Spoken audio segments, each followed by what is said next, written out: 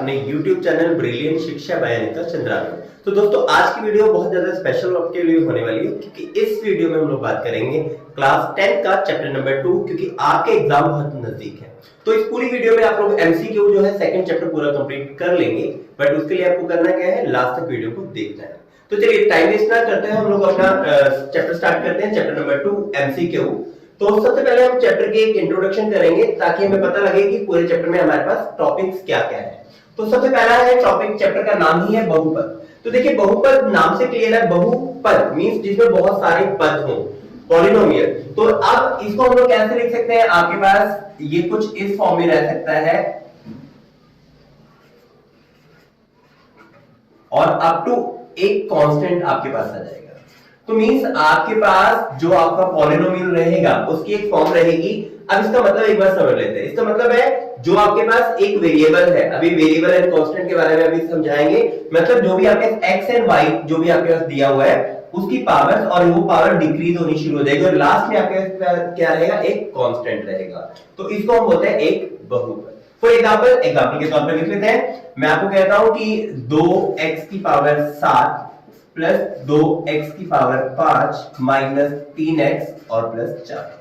तो ये आप देखेंगे तो ये आपके पास एक बहुपद है। तो यहां पर क्या आपने नोट किया, देखिए पहले पावर 7 थी, उसके बाद उसकी पावर कम कम कम होती चली जाएगी। अगली बात करते हैं डिग्री ऑफ पॉलिनोमियल, मतलब बहुपद की घात। तो देखिए घात का मतलब क्या है, डिग्री क्या है, डिग्री जो भी आपके पास कोई भी एक पॉलिनोमियल दिया हुआ है उसकी जो हाईएस्ट पावर है वो उसकी डिग्री रहेगी। तो यहां पर अगर हम बात करें इक्वेशन की तो इसकी डिग्री का आंसर आपके पास कितना जाएगा, इसकी डिग्री है 7। तो इसी तरह एक और क्वेश्चन देख लेते हैं। फॉर एग्जांपल मैं कहता हूं आपको 5y की पावर 7 माइनस 5y की पावर 9 माइनस 2x की पावर 7। तो अब आप देखेंगे तो यहां पे जो डिग्री है, सॉरी यहां पर हम लोग y ले लेते हैं, y की पावर 5। तो यहां पर आप देखेंगे तो इसमें हाईएस्ट डिग्री कितनी है, 9। तो इसका मतलब इसकी जो घात रहेगी, डिग्री रहेगी, वो रहेगी 9। तो इसको 9 लिख लेते हैं। ठीक है, अगली बात करते हैं लीनियर पॉलिनोमियल। तो देखिए लीनियर हिंदी में होता है रैखिक बहुपद। तो अब बात करेंगे रैखिक बहुपद। तो रैखिक बहुपद की अगर बात करेंगे तो इसमें क्या रहता है आपके पास, बेटा आपके पास जो डिग्री रहेगी वो सिर्फ 1 रहेगी। तो जिस पॉलिनोमियल की, जिस बहुपद की जो डिग्री है, जो घात है, अगर वो 1 है, जहां पर कुछ नहीं होता वहां पर 1 होता है। अगर डिग्री 1 है, घात 1 है, तो उसको हम बोलते हैं लीनियर पॉलिनोमियल। अब एक हमारे पास रहेगा कांस्टेंट ऑफ पॉलिनोमियल, मतलब अचर संख्या। तो अचर संख्या देखिए क्या होगा, अचर संख्या होगा जो भी आपके पास कांस्टेंट रहेगा। अगर मैं इसका कांस्टेंट पूछूंगा तो कांस्टेंट आपका 5 है। तो कांस्टेंट क्या होता है, कांस्टेंट आपका एक नंबर है जिसके साथ कोई भी वेरिएबल नहीं होता। अगली बात कर लेंगे क्वाड्रेटिक पॉलिनोमियल। देखिए क्वाड्रेटिक पॉलिनोमियल, क्वाड्रेट नाम से क्लियर है, द्विघाती। द्वि मतलब 2, क्वाड्रेटिक मतलब 2 जिसकी डिग्री 2 हो। जैसे फॉर एग्जांपल x की power 2 plus 5x minus 7 equal to 0। तो आप इसको देखेंगे तो आपके पास क्वाड्रेटिक पॉलिनोमियल होगी और क्वाड्रेटिक इक्वेशन, आप इसे दोनों चीजें बोल सकते हैं। नेक्स्ट है क्यूबिक। देखिए इसे हिंदी में वर्ड है त्रिघाती। त्रिघाती मतलब जिसकी घात 3 है। तो अगर मैं यहां पर इक्वेशन लिखूंगा, कोई भी इक्वेशन आप लिख सकते हैं, तो बस याद रखना है जिसमें हाईएस्ट पावर जो रहेगी 3 रहेगी वो आपका क्यूबिक रहेगा, हाईएस्ट पावर अगर 2 रहेगी वो आपका क्वाड्रेटिक रहेगा। इसी तरह बाई क्वाड्रेटिक पॉलिनोमियल। अब ये एक इंपॉर्टेंट टॉपिक आपके पास बाई क्वाड्रेटिक, एक कोई क्वेश्चन आपके पास आ सकता है। बाई क्वाड्रेटिक होता है जिसको हम लोग क्वाड्रेटिक की फॉर्म में लिख सकते हैं कन्वर्ट करके। तो अब देखिए, अब इसमें देखेंगे आप तो ये जो डिग्री है इसको हम लोग लिखना चाहें तो x स्क्वायर का whole square plus 2x square plus 5।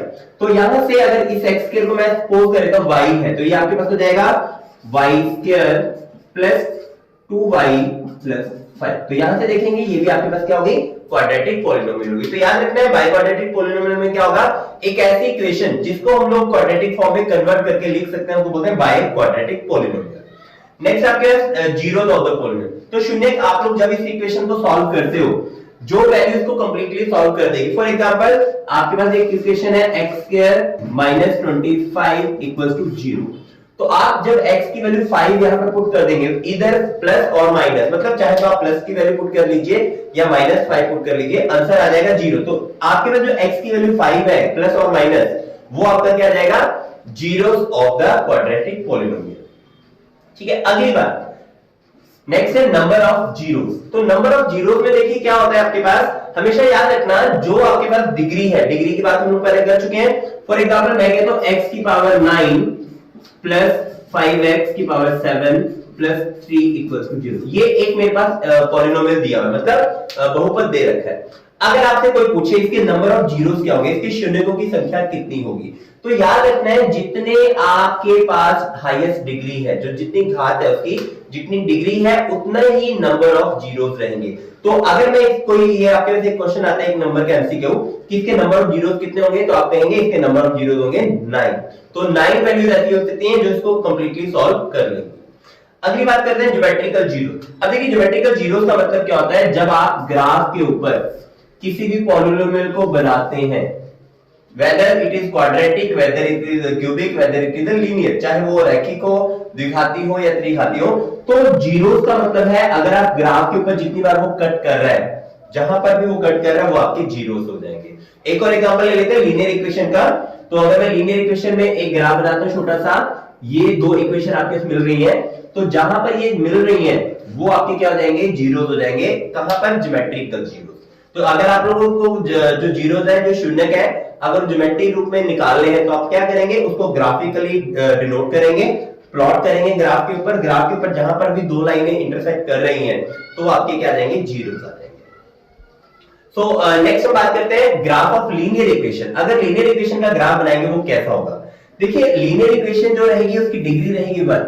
तो याद रखना लीनियर इक्वेशन हमेशा एक स्ट्रेट लाइन ग्राफ बनता है, हमेशा एक स्ट्रेट लाइन।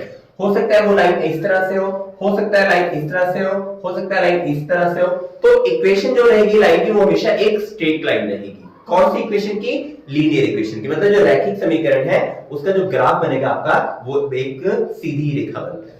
अगली बात करते हैं ग्राफ ऑफ क्वाड्रेटिक इक्वेशन। तो देखिए जो ग्राफ ऑफ क्वाड्रेटिक इक्वेशन है वो हमेशा एक पैराबोला होता है, ठीक है। पैराबोला और हाइपरबोला दोनों हो सकते हैं। तो याद रखना इस फिगर को हम लोग जो आपके पास कटोरी की तरह उल्टी है इसको बोलते हैं पैराबोला, और जो उल्टा होता है हाइपरबोला। तो पैराबोला और हाइपरबोला जो शेप रहेगी आपकी क्वाड्रेटिक इक्वेशन की रहेगी। तो अगला एक इंपॉर्टेंट टॉपिक है, ये आपके बहुत ज्यादा इंपॉर्टेंट है, यहां से क्वेश्चन आपको पूछते हैं। क्वेश्चन है relation between zeros and coefficient, मतलब शून्यकों के बीच का संबंध। तो क्या क्या संबंध है वो देख लेते हैं। सबसे पहले सम ऑफ रूट्स,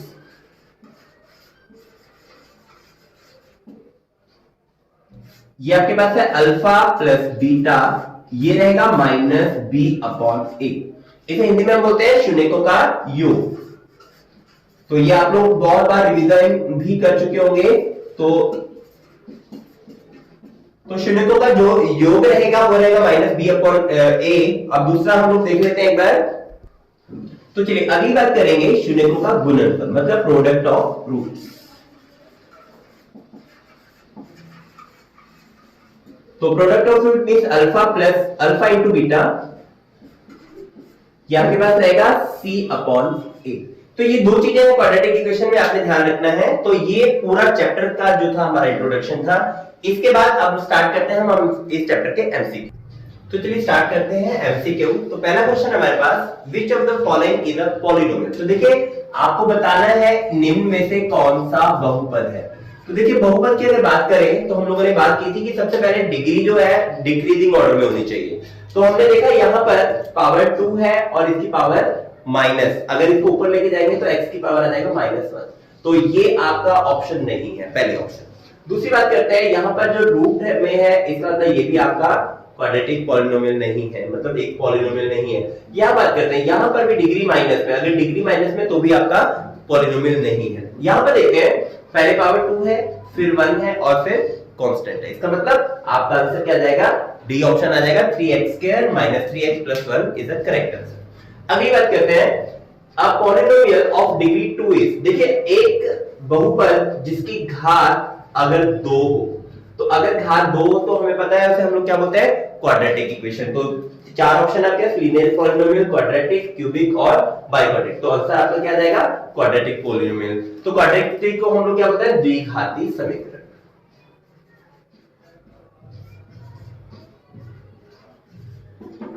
ठीक है, अगली बात करते हैं, the maximum number of zeros of a cubic. Cubic का मतलब त्रिघाती।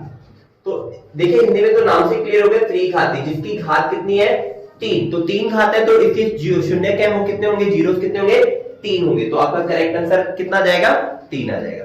अगली बात करते हैं, from the graph the degree of the polynomial. अब देखिए यहां से आपने एक बात समझनी है, यहां से फॉर एग्जांपल मैं मान लेता हूं यहां पर x की वैल्यू है 3, मैं सपोज कर लेता हूं, तो यहां पूरी लाइन के ऊपर x की वैल्यू क्या रहेगी, 3। इसका मतलब शून्य कितने हैं इसके, 1। तो आप लोग जब कभी भी एक स्ट्रेट लाइन सिंपल आपके पास आ रही है इस तरह से, तो आप लोग इसकी शून्य कितने बोलेंगे, द डिग्री। तो डिग्री आपके पास कितनी हो जाएगी, डिग्री उससे हो जाएगी 1, क्योंकि हमने वैसे ही पढ़ा था जो आपकी लीनियर इक्वेशन है, मतलब जो रैखिक समीकरण है उनकी जो लाइन रहेगी वो स्ट्रेट लाइन रहेगी, तो डिग्री क्या रहेगी स्ट्रेट लाइन की, हमेशा 1 रहेगी। ये अगर यहां के बजाय इस तरह दिया होता, इस तरह दिया होता, किसी भी तरह अगर एक स्ट्रेट लाइन है तो उसकी डिग्री क्या रहेगी, हमेशा 1 रहेगी। वेरी इंपॉर्टेंट है, इस तरह का क्वेश्चन जो है आपके एनसीईआरटी एग्जाम्पल में दिया होता है।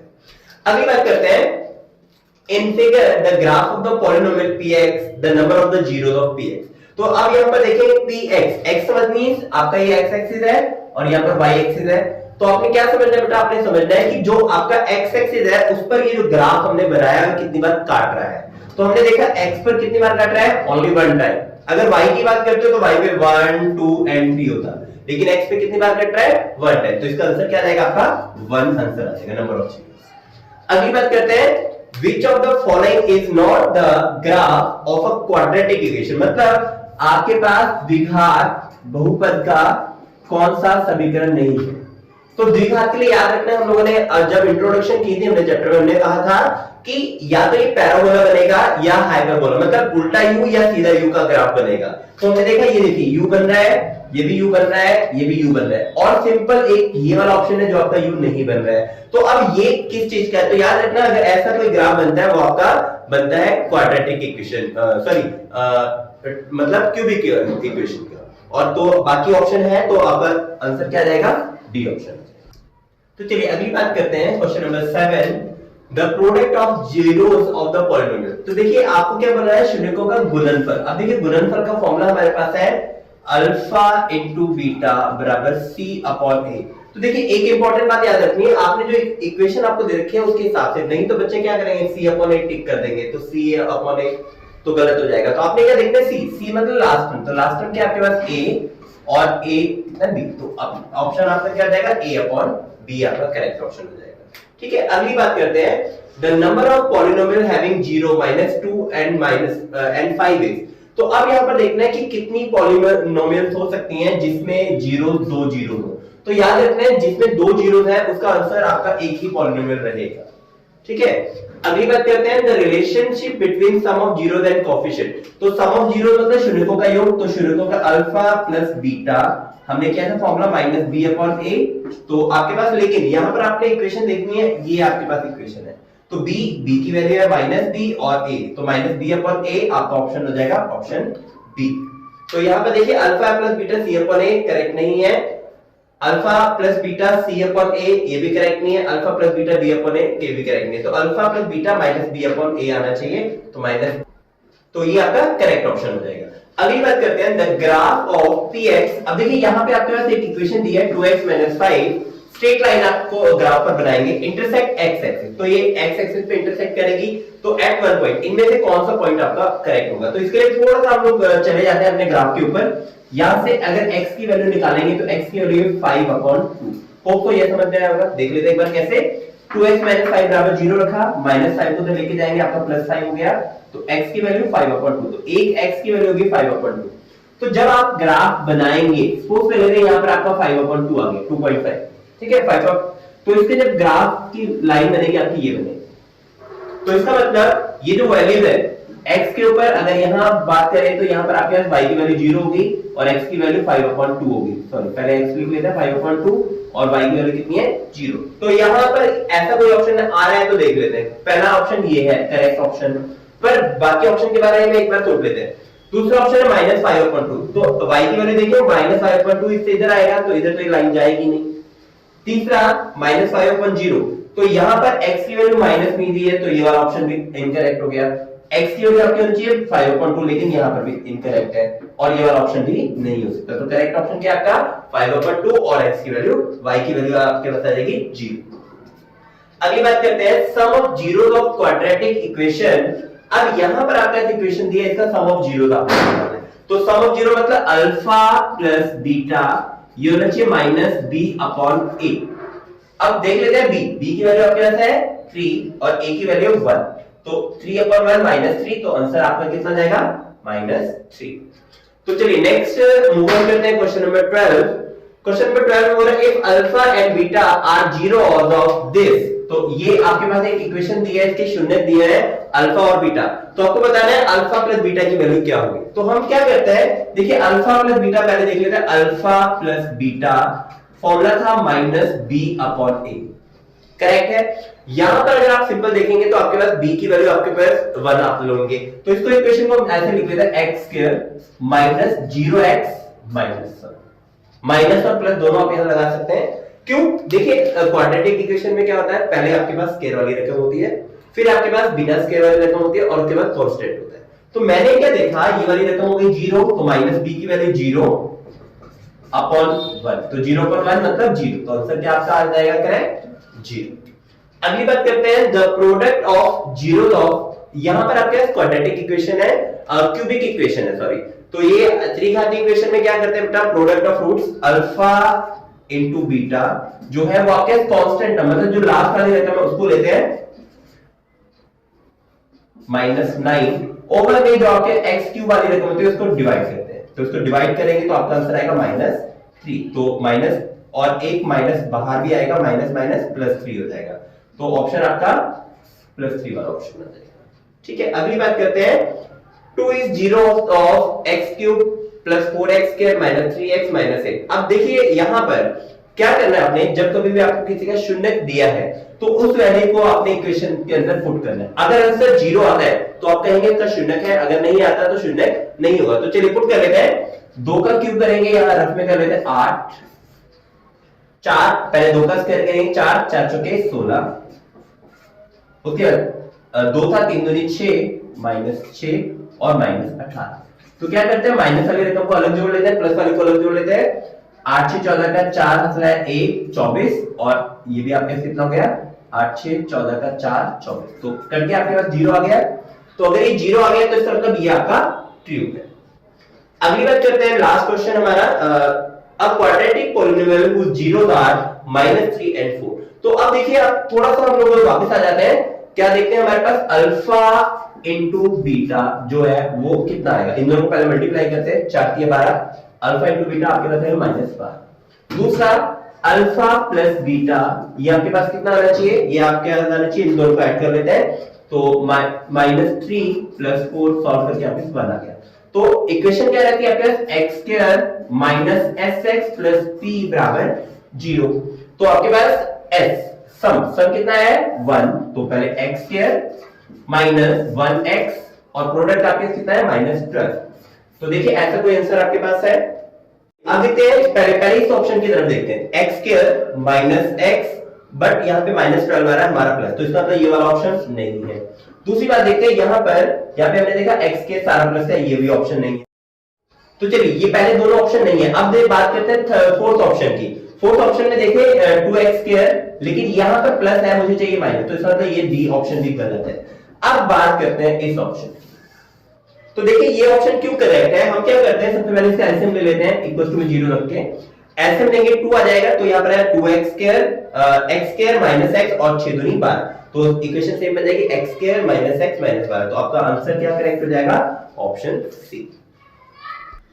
तो दोस्तों ये थे आज के 15 क्वेश्चन। नेक्स्ट क्वेश्चन हम लोग नेक्स्ट वीडियो में बात करेंगे, वो बात करेंगे पूरे चैप्टर के जिस भी टाइप के क्वेश्चन बनते हैं वो हम लोग नेक्स्ट वीडियो में बात करेंगे।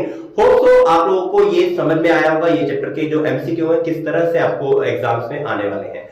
साथ ही एक और अनाउंसमेंट है आपके पास, आपके लिए मंडे मतलब आने वाले मंडे से हम लोग क्या करने वाले हैं, आप लोगों की लाइव क्लास रहेगी 7:30 to 8 o'clock, मींस आधे घंटे की लाइव क्लास रहेगी। उस लाइव क्लास में हम कोशिश करेंगे आपके चैप्टर वाइज जितने भी एमसीक्यू बनते हैं वो हम लोग सॉल्व कर ले।